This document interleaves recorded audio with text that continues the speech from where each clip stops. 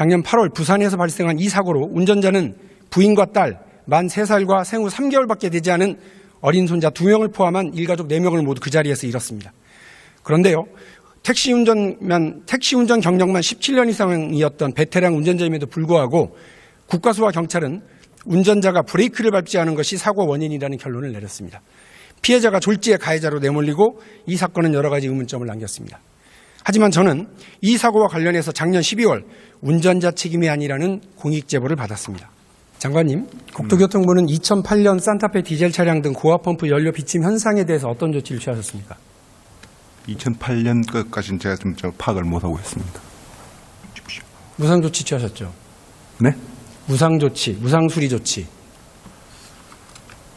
지금 제가 알고 있기로는 그 무상 수리 조치라는 게 거기에 자동차 제작 결함을 은폐 축소했을 때 경우에는 무상 수리를 하더라도 그게 형사 고발되는 것이고, 또 리콜 조치가 되면은 그 무상 수리도 불구하고 당해 차량들을 전부 다 해당 수리 부품 교환해 줘야 되기 때문에 그것이 아마 비용 축소로 연결되지는 않는 것으로 알고 있습니다.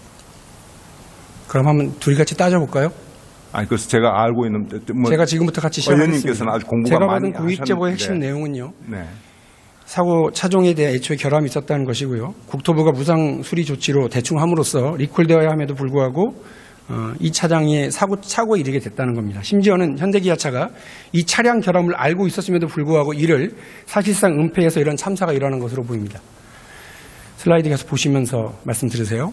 현대차 품질사업부가 2004년 9월에 작성한 구형 산타페 디젤 고압연료 펌프 품질 문제 보고 자료입니다. 이 현대차는 산타페 등 모델명 SM, JM, F로 불리는 차량에 디젤 고압 연료 펌프 연료 누유가 일어나는 결함이 있다고 기술되어 있습니다. 지금 화면에 보시는 자료는 방금 말씀드린 디젤 고압 펌프 연료 누유 결함이 엔진 오버런도 일으키고 급발진도 일으킬 수 있다는 걸 설명하고 있습니다. 이번 공익제보는 현대 기아차가 축소 은폐한 결함이 무려 32건이고요. 대상 차량만 단순 합산 총 523만 대에 이른다는 충격적 내용을 담고 있는 겁니다. 모두 안전과 직결된 중차대 문제들입니다. 그럼에도 이 결함들이 한결같이 은폐되거나 축소 리콜됐습니다. 장관님. 네. 파악도 안 하고 오셨다고요? 아니요. 그리고 비용과 관련해서도 전혀 그렇게 되지 않는다. 저희가 이 관련된 자료 다 국토부에 공익제보 저희가 받아서 다 드렸는데요. 지금 저희들 공익제보 받은 32건에 대해서는 한 건에 대해서는 그 고발 조치를 했고, 한 건에 대해서는 리콜 조치를 했고, 나머지 30건에 대해서는 지금 조사가 진행 중이어서 금년 3월 중이나 해서 조만간 그 결과를 심사평가위원회에 회부를 해서 상반기 중으로 발표할 예정으로 알고 있습니다. 네, 당연히 그러셔야죠. 아까 장관님께서 비용 절감 효과 없을 거다 그렇게 얘기하셨죠? 아니요. 거기 무상교환 해줘가지고 비용을 축소한다는 식으로 말씀을 하시는 것 같아서 제가 말씀을 그런 얘기 시작도 안 했습니다. 누구한테 듣고 그렇게 얘기하세요? 아니, 지금 말씀하시는 게 그런 식으로 연결되는 것 같아서 제가 미리 척보만 아십니까? 대답을 했습니다. 자, 그럼 같이 해볼까요? 현대기아차가 왜 결함을 축소 은폐했는지, 리콜을 해야 되는데 왜 무상수리로 대충 떼웠는지 다 돈 때문입니다. 혹시 현대기아차의 금전적 이익을 위해서 도움을 준 거 아닙니까? 저희들 그렇게 보고받지는 않았습니다. 그리고 그렇게 일할 리도 없습니다. 자, 슬라이드 한번 보세요. 현대차 안전문제 코스트 절감 내용 내부 자료입니다. 무려 1933억 원 이르는 비용을 절감했다고 보고가 되고 있습니다. 특히 관청조사를 종결시켜서 비용을 절감시킨 것이 800억 원에 이릅니다. 무상수리, 국내외 관청조사 종결로 막대한 이익이 발생했다고 현대자동차 스스로가 작성한 상세한 리스트가 있는 겁니다. 장관님, 국토부를 비롯한 정부가 현대차에 막대한 이익 주고 있는 거 아닙니까?